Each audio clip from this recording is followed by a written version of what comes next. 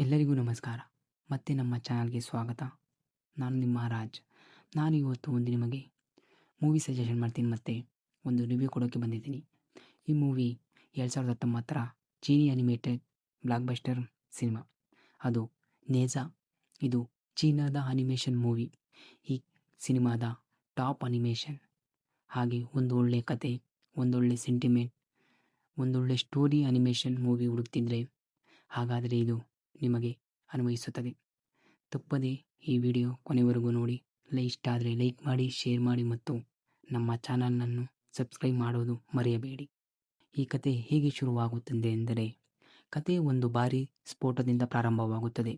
ಅಕ್ಷರಶಃ ಒಂದು ಶಕ್ತಿಶಾಲಿ ದೈವಿಕ ಮತ್ತು 2 ಭಾಗಗಳಾಗಿ ವಿಭಜನೆಯಾಗುತ್ತವೆ.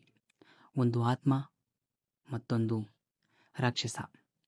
ಈ ಆತ್ಮ ಮತ್ತು ಒಂದು ಮಹಾನ್ ವೀರನಾಗಿ ಪುನರ್ಜನ್ಮ ಪಡೆಯುವ ಉದ್ದೇಶದಲ್ಲಿರುತ್ತದೆ.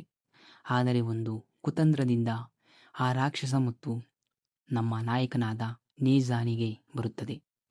ಈ ಮೂವಿಯಲ್ಲಿ ದುರಂತ ಇಲ್ಲಿಂದನೇ ಪ್ರಾರಂಭವಾಗುತ್ತದೆ. ನೇಜಾ ಹುಟ್ಟಿದ ಕ್ಷಣದಿಂದಲೇ 3 ವರ್ಷಗಳಲ್ಲಿ ಜಗತ್ತನ್ನು ನಾಶ ಮಾಡಿದ ನಂತರ ಆಕಾಶದ ಮಿಂಚಿನಿಂದ ಕೊಲ್ಲಲ್ಪಡುವ ರಾಕ್ಷಸ ಮಗು ಎಂದು ಒಂದು ಭವಿಷ್ಯವಾಣಿ ಅವನ ಬಗ್ಗೆ ಹೇಳುತ್ತದೆ. ಇನ್ನು ಈ ಭವಿಷ್ಯವಾಣಿಯಿಂದಾಗಿ ಸಣ್ಣ ವಯಸ್ಸಿನಿಂದಲೇ ಗ್ರಾಮಸ್ಥರು ಅವನನ್ನು ರಾಕ್ಷಸನೆಂದು ಭಯಪಡಿಸುತ್ತಾರೆ ಮತ್ತು ಬಹಿಷ್ಕರಿಸುತ್ತಾರೆ. ಆದರೆ ಅವನ ತಂದೆ ಲೀ ಜಿಂಗ್ ಮತ್ತು ತಾಯಿ ಲೇಡಿ ಯಿನ್ ಈ ಭಯಾನಕ ವಿಧಿಯ ಬಗ್ಗೆ ಗೊತ್ತಿದ್ದರೂ ಸಹ ಅವನನ್ನು ಸಂಪೂರ್ಣವಾಗಿ ಪ್ರೀತಿಸುತ್ತಾರೆ ಮತ್ತು ಅವನನ್ನು ರಕ್ಷಿಸಲು ತಮ್ಮ ಕೈಲಾದ ಎಲ್ಲ ಪ್ರಯತ್ನಗಳನ್ನು ಮಾಡುತ್ತಾರೆ. ಈ ನಿರಾಕರಣೆ ಮತ್ತು ಕುಟುಂಬದ ಪ್ರೀತಿಯು ಮಿಶ್ರಣವು ನೇಜಾ ಪಾತ್ರವನ್ನು ಆಳವಾಗಿ ರೂಪಿಸುತ್ತದೆ. ಈಗ ಕಥೆಯ ಅತ್ಯಂತ ಬಗ್ಗೆ ನಾವು ನಿಮಗೆ ಹೆಚ್ಚು ಹೇಳುವುದಿಲ್ಲ, ಆದರೆ ಒಂದು ಅದ್ಭುತವಾದ ಕ್ಲೈಮ್ಯಾಕ್ಸ್ ಇದೆ ಎಂದು ನಾನು ಹೇಳಬಲ್ಲೆ.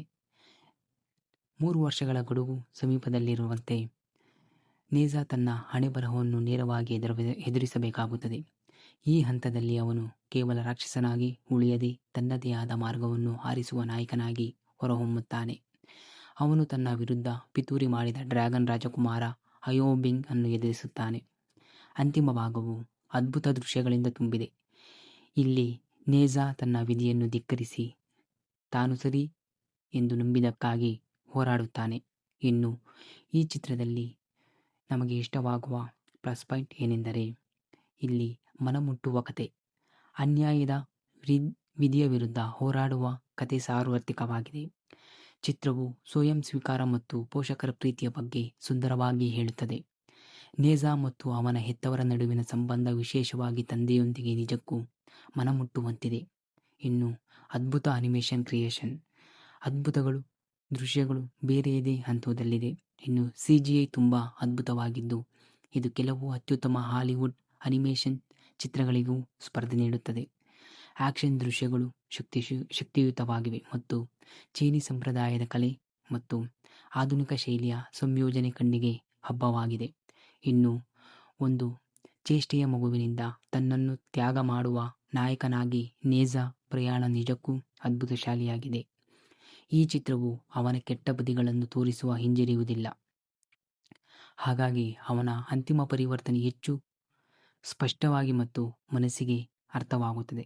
ಇನ್ನು ಈ ಚಿತ್ರದ ಮೈನಸ್ ಪಾಯಿಂಟ್ ವಿಷಯಕ್ಕೆ ಬಂದರೆ, ಇನ್ನು ಹಾಸ್ಯದ ಕೊರತೆ ಅಂದರೆ ಕಾಮಿಡಿಯ ಕೊರತೆ ಇದರಲ್ಲಿ ಎದ್ದು ಕಾಣುತ್ತದೆ. ಚಿತ್ರದ ಮೊದಲಾರ್ಧದಲ್ಲಿನ ಕೆಲವು ಹಾಸ್ಯಗಳು ಸ್ವಲ್ಪ ಬಾಲ್ಯಶಾಲೆಯಾಗಿ ಕಾಣಬಹುದು. ಇದು ಗಂಭೀರವಾಗಿ ಕಥಾವಸ್ತುವಿನೊಂದಿಗೆ ಹೊಂದಿಕೆಯಾಗುವುದಿಲ್ಲ, ಆದರೂ ಇದು ಕಥೆಯ ಮೇಲೆ ದೊಡ್ಡ ಪರಿಣಾಮ ಬೀರುವುದಿಲ್ಲ. ಇನ್ನು ಚಿತ್ರವು ಆರಂಭದ ಸ್ವಲ್ಪ ಸಮಯದಲ್ಲಿ ಸ್ವಲ್ಪ ನಿಧಾನವಾಗಿ ಇರುತ್ತದೆ, ಏಕೆಂದರೆ ಅದು ಕಥಾ ಹಿನ್ನೆಲೆಯನ್ನು ಸ್ಥಾಪಿಸಲು ಸ್ವಲ್ಪ ಸಮಯ ತೆಗೆದುಕೊಳ್ಳುತ್ತದೆ. ಆದರೆ ಒಮ್ಮೆ ದ್ವಿತೀಯಾರ್ಧ ತಲುಪಿದ ಮೇಲೆ ಕಥೆಯ ವೇಗವು ಭಾರಿ ಸುಧಾರಿಸುತ್ತದೆ ಮತ್ತು ನೀವು ಅದನ್ನು ಆನಂದಿಸುತ್ತೀರಿ. ಇನ್ನು ಈ ಕಥೆಯ ಮುಖ್ಯ ಪಾತ್ರಗಳು ಹೇಗಿವೆ ಎಂದರೆ, ನೇಜಾ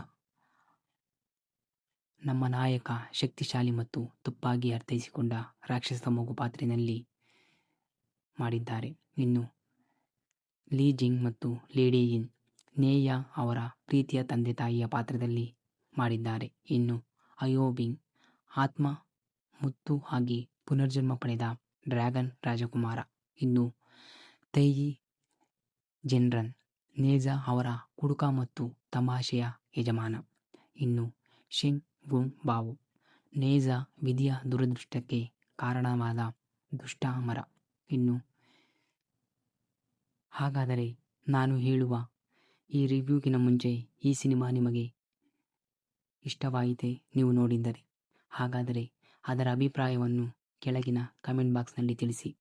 ಇನ್ನೂ ಹೆಚ್ಚಿನ ರಿವ್ಯೂಸ್ಗೆ ನಮ್ಮ ಚಾನಲನ್ನು ಸಬ್ಸ್ಕ್ರೈಬ್ ಮಾಡೋದು ಮರೆಯಬೇಡಿ. ಇಷ್ಟ ಆದರೆ ಲೈಕ್ ಮಾಡಿ, ಶೇರ್ ಮಾಡಿ.